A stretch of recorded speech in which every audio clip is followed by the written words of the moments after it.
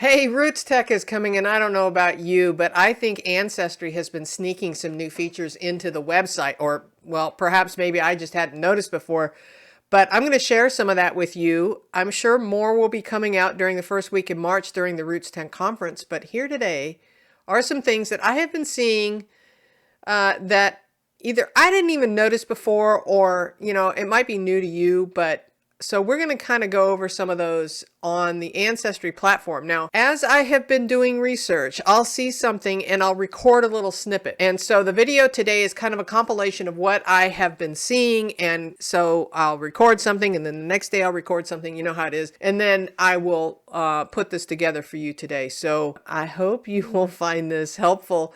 So this video is stuff that I've just been kind of seeing in various places around. Now, I'm also going to answer a couple common questions that I see, like how to merge duplicate ancestors and how to handle multiple name changes, how to fix transcription errors, and more. So this video is going to have a little new and some tips and tricks along the way as well. There is a handout for this. All right, and if you're new here, my name is Connie Knox. I am a professional genealogist, and my whole jam is to help you go further, faster, and factually with your family history research. Let's go.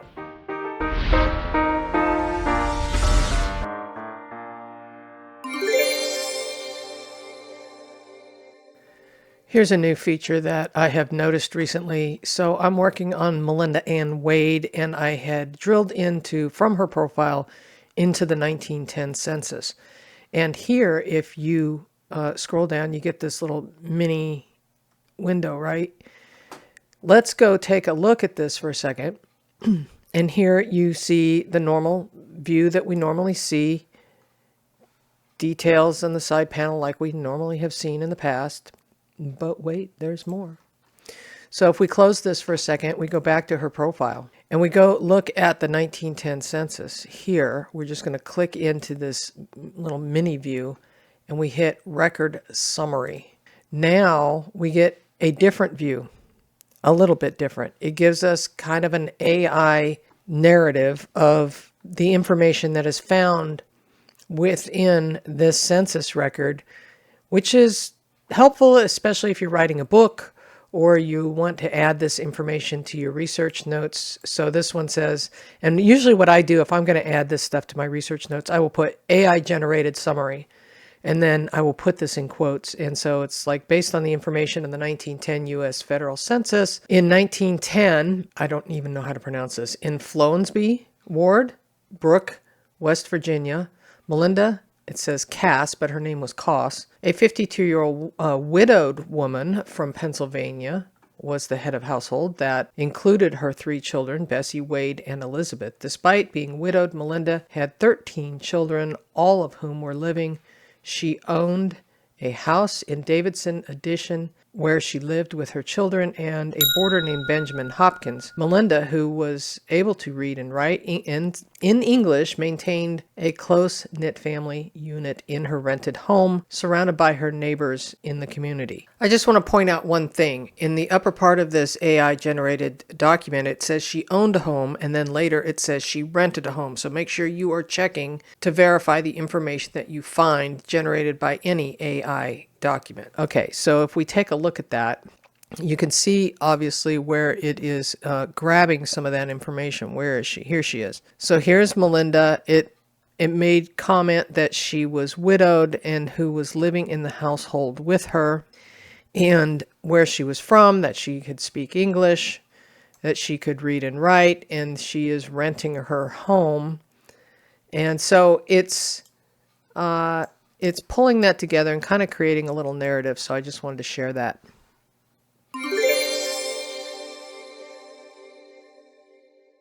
If you want to learn how to fix a typo on Ancestry, for example, here I am looking at Melinda Coss and her family, and was transcribed as Cass, C-A-S-S, but it's actually C-O-S-S. So if you want to fix that, you can by simply coming into the index, which if you're not familiar with where that is, it's just this little people icon. It pops up and you can see the subject who I was researching, and you click on the name and you change it. So I'm going to say COSS, and I always put transcription error because 90% of the time that is the problem. And so then you hit save, and what it will do is do you want to apply it to everybody in the household? I don't want to apply it to Hopkins because that guy's a boarder. So we're going to uncheck him and we're going to fix it on everybody else. And so we hit apply. And now it puts, look at that, 3 S's there. Try this again, transcription error, save. We don't want Hopkins, hit apply. I think, oh, there, now it fixed it. So maybe I had put too many S's in there. I don't know. Anyway, point being is, that's how you fix it. And now it will show in brackets, and it will probably actually still search both ways. So one of the questions I get a lot is how to handle name changes. And so here I am on one of my ancestors, and I always like to put names in based on the name they are at birth. I almost always do this. I have one exception to that rule, and I did not do that for my own mother because she was adopted at about a year old, and so 99% of the records are in her adoptive name, but I do have her birth name in there as well. So that is the only exception, and the only reason I do that is because I want to be able to have the algorithm search for me under her adoptive name, which is what she grew up with most of her life. Okay, so now on to my great-grandmother here. She was born Francisca Emily Cornelia Jensen. That is a Danish name. When she immigrated to the United States, she became Frances Johnson. So how do you handle all these name changes, and what do you do? Here's a couple tips. First of all, on the ancestor profile, in order to edit this name, you have to have the name field turned on, and to do that, if you're not familiar, is to turn on name and gender. So we turn on name and gender, now we can see that. We can also turn on alternate facts, which will give you alternate names. So turn that on as well. Now we can see that she went by Frances Madsen, which ties to some of her married records, right? The Social Security Death Index had her married name, so that's why that is in here. It just automatically populated when I brought that record in. We have Frances Johnson, which doesn't necessarily tie to any records, but I have it in there because that's what she went by most of the time she was in the United States. So she immigrated when she was 2 years old. And so she went by Frances Johnson. I mean, it's going to be listed that way in census records prior to her getting married. So she was born in 1880. So by the 1900s, since, well, the 1890 census doesn't really exist. So long story short, there might not be any records in there, but I want it in there anyway, because that's what she went by. She Americanized, her family Americanized her name when they were living sometime after she immigrated. And so I have it all. I have all of these. Now, is it really that big of a deal if it's Johnson, Johsn or Sen?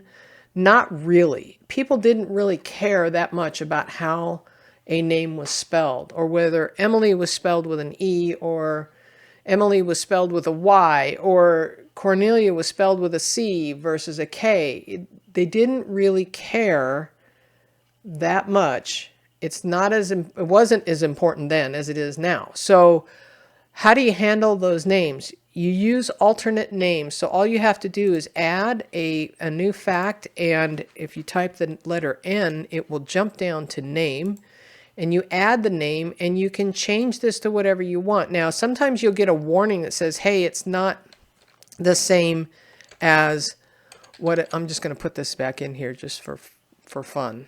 I'll say Francis again. And it's saying the last name is not the same as the father's last name. And you can add it anyway. And so you can do that. I'm going to cancel out of this. Oh, by the way, some people are asking me what this is. This is my little emoji that I use to check off when I have finished doing the research notes for that person. And so, long story short, you can add alternate names. Now, one thing you don't want to do is you don't want to use also known as, which does not search. According to what Ancestry has told me, that if you use the also known as fact, you want to use it for nicknames like goat or, Bubba. I don't know what the nickname might be, but something that would never show up in a record. So if that person's also known as Wile E. Coyote, then maybe that's what you use, okay? So you don't want to use also known as facts if it's anything that could be searched. Hey, we're going to get back to that video here in just a moment, but I want to let you know that Genealogy TV has a website, a newsletter, and a Facebook page. Links for all of that are in the show notes below. All right, let's get back to it.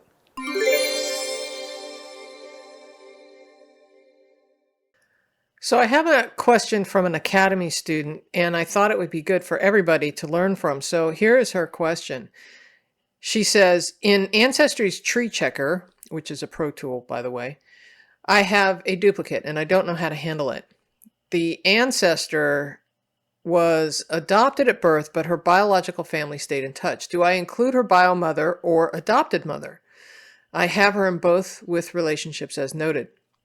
So the part about do I include her with the bio mother or the adopted mother, since this was an adoption, I would certainly, if the biological mother is living, I would certainly reach out to her and double check to make sure she's okay with that. So there are two tasks here that we need to do. One is to merge with duplicate, and the other is to add two sets of parents. And so it sounds like you already have two sets of parents, but I want to demonstrate that for anybody who does not know how to do that, because it's not hidden, but it's not easy to find sometimes. So here I am on Fanny Ayers. We're going to merge her with a duplicate of the same name. There's absolutely nothing different. There's no records here. There's nobody attached. So this is a very easy one to merge. But you can get there by going to list of all people. If you have ProTools, you can also search for a person without ProTools from the tree search. So if you are in the tree view, you can go here. If you happen to know that you have a duplicate person, you can see that they're listed here. And I seriously doubt that this person is living. So what I'm going to do is I'm going to merge this into my tree. So you go to, you got a whole tool set here, merge with duplicate, or if you have the research tools turned on, show research tools, you have merge with duplicate here as well. So we're going to click on that, and we have person number 1 and person number 2. Now, if we didn't have that person here, we could certainly search for that person here and find that person. We've already got that person selected. We can compare the information. In this case, there's nothing there. So we're going to go ahead and merge. Now you could compare, when you do that comparison, you'll see radio dots. The ones that you pick, the facts that you pick with the radio dots are the ones that you're going to keep. So now we've got that person merged. So part of her other question was, how do we set biological parents? So I'm going to use my own mother, for example, because she was adopted, which is a similar situation. And here you can see I have biological parents and add additional parents. The adoptive parents are over here. So how you do that, because this is not apparent when you don't see this here. So what you need to do is go up to edit relationships, and then you can add alternate mother, and you can add an alternate father. And so that's how you can add additional parents. And then you set one as biological and one as adopted. And when you're done, just close out the window. It automatically saves. And then you have both sets of parents. Easy peasy. So another question I get often is how to print a list of everybody in my tree. That's something that a lot of people want to do. Well, Ancestry doesn't really have a way to do that. They do have a couple tools that came out at RootsTech last year that helps. And one is a list of all people. And then you can also find it. This is a Pro Tool tree, view the list of all people's page. You can come here and you can try and export it. If I do the same thing from over here, do we get the same thing? Yes, we get the same list. Okay, can you export this? Not exactly. So you can come over to the tools menu and hit download. You can also generate a report, but generating a report's only going to generate the report from where you were when you moved into here. So if you're sitting on your great grandmother's profile, then you go to hit it, generate a report. It's going to generate a report from whomever you were last sitting on. So you can also kick it out to several generations, but it's not the same as a full-on list of everyone in your tree, which is what a lot of people have asked for. So what do? Well, there's a couple workarounds maybe, in that you could download this, but it's only going to download the first 1,000 people in your list. So in my case, it's A through D as in David, or basically D as in Davis, because I downloaded it. And here is the Excel spreadsheet that it downloaded as. You can also download it as a PDF document. And you can, and when it comes in, it looks like this when you first open it up. And then you can just hover your mouse over here and open it up. So long story short is, if we go all the way to the bottom, bada bing, sure enough, we get 1,000 records. And it only comes down to Davison. I have more than 4,000 people in my tree, so long story short, it looks like I've got about 44,118. It's actually down because I have been cleaning up all the duplicates. You can see there's only 4 duplicates left here. Long story short is you can't print a list without filtering it first. So you could come over here and you could filter it by, say, family lines, and you could specifically decide which ancestor. Even if I pick the paternal side, I still have over 1,700 people in this line of the tree, so it's still not going to print everybody. So it's kind of a trick. You could do direct line ancestors only, and that in my case is 239 people. That would export, and let's see if we can do that. So if I come up to tools, now I've got the direct line ancestors check. If I come up to tools here and I hit download, I have a choice. I can download as a CVS, which is a spreadsheet. It's like an Excel spreadsheet or Google Sheets. You can always look at it on Google Sheets because that's free if you don't have Excel. Or you can download it as a PDF. I'm going to download it as a CVS and see what happens. So it's in my downloads folder. I'm coming over to my downloads folder and I'm going to open up this list of all people, and there it is. There's 240 people, and if we scroll back to the top, I have added some filters simply by going across the cells, and you can add this little filter button right here that will allow you to then sort by different things if you want to. If I wanted to sort by all of the people by a specific name, I could. So let me see if I choose, like here's Henley spelled 2 different ways. I could then have all of the people by that name in one list, but these are just direct line ancestors. They're not the brothers and sisters of these people. So keep that in mind.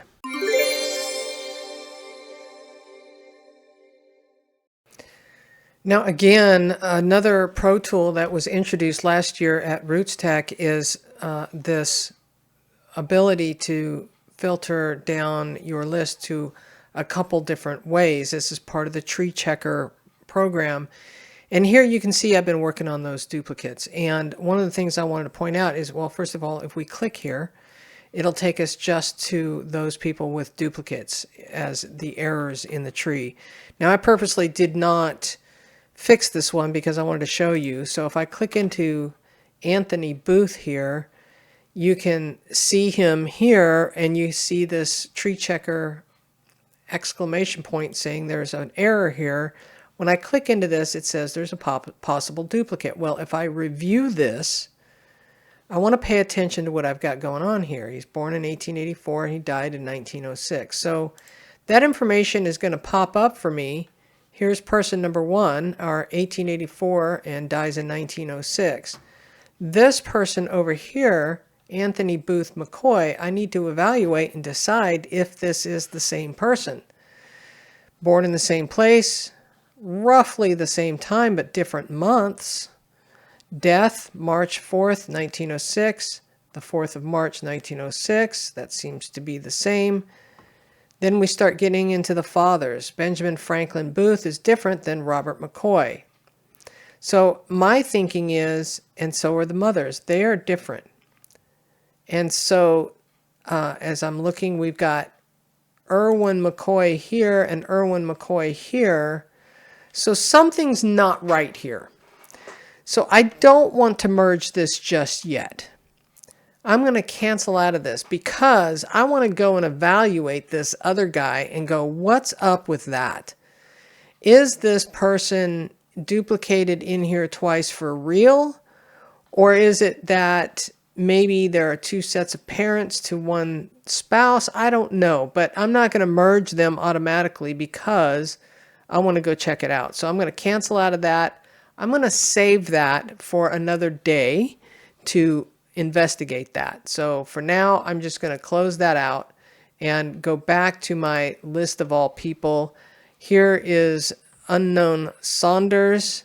So what I could do here is I can take a look at this. There's absolutely no records here. Thomas Gould is the spouse. If I hit the tree checker error message that it's got up here, it says possible duplicate. It looks like there's a couple possible duplicates here. Let's start with this one here, since they're both unknown. Same spouse, same children. Everything looks the same to me. I'm going to merge this one. That will get rid of one of the two unknown Saunders. Now let's take a look again at the other possible duplicate and see what we've got going on. So we still don't know her name. But over here, we have a Sarah Sadie Mae Saunders. We have absolutely no information for this person. We do show the spouse being the same, but yep. You know what? I know this family. Now that I think about it, I know this family, and this is the same person. So now I have a name to go for unknown Saunders, Sarah Sadie Mae Saunders. So I'm going to merge that. And while I'm here, see, look what happened. It kept the unknown Saunders. That's fine. We can go in here and edit this. First of all, what I'm going to do is I'm going to get rid of this bold. And I'm going to make this person the preferred name, which will make it come to the top up here. So I'm going to hit save. And I'm going to hit close. And now it is fixed. And I could go through and fix all of these bold letters. Some people ask me why some of my stuff is bold. It is a holdover from the old days when we used to capitalize surnames. That's all it is. I don't need this unknown anymore, so I'm going to edit this and remove it. Goodbye. Bye-bye. There we go.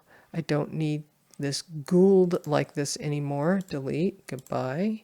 Because we have her married to Gould, and it will automatically go and search for that name. So I'm good on that one. So I can close that one out.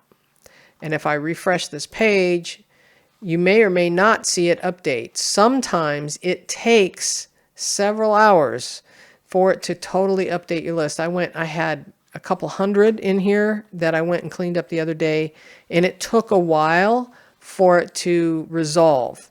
So these two are actually cleaned up. They're theoretically should be 0 here. If I will go and refresh the page again, it might go away. But I found the other day that it took a couple hours for some of them to get resolved.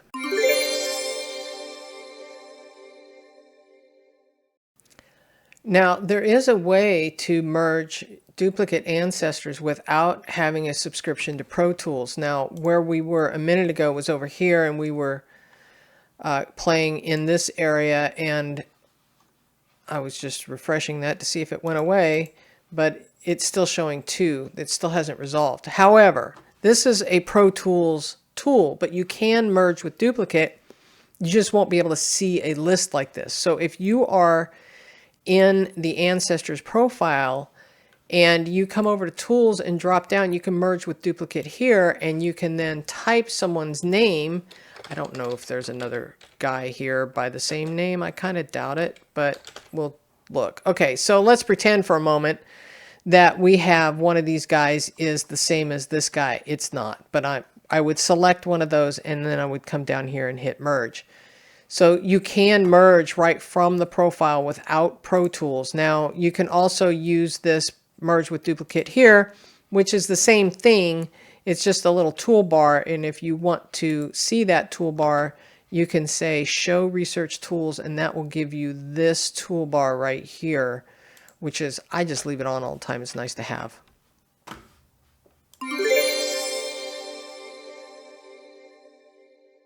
Did you know that you can have hidden matches? You could. And it's something that you can turn on and turn off. Now, this is something that I've recently discovered I didn't even know was here. And as you can see here, I'm in my DNA match list. It is unfiltered. There's nothing going on here. And you can see I have my daughter and my 2 sisters here. I have hidden everything else for privacy reasons. You can click on the 3-dot menu here, and you can click hide match. I'm going to hide the match. Now, we're not seeing her in this list. You know, it's funny because sometimes you do and sometimes you don't.